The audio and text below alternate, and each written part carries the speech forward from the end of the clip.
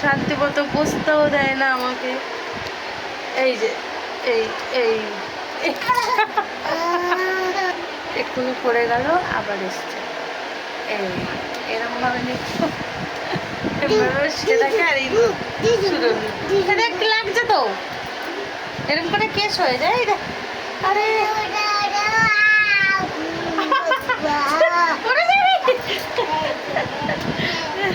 পড়ে যাবে তো, চুলটাকে টেনে ধরেছে আবার। পড়ে গেলে কি হবে?